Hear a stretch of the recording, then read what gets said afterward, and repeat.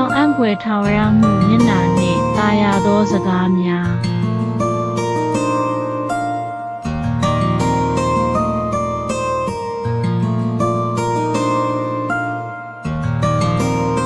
ယနေ့လက်ဆောင်အဖြစ်မူပိုင်စကားများ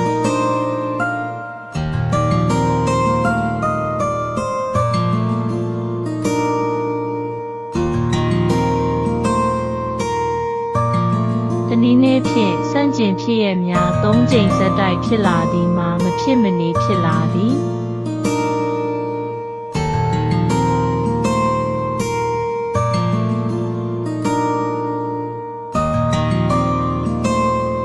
တနည်းနည်းဖြင့်ကျွန်တော်အလိုရှိသောဘဝ၏လက်မောင်းများလှည့်နေသည်ကိုသိမြင်သောအခိုက်အတန့်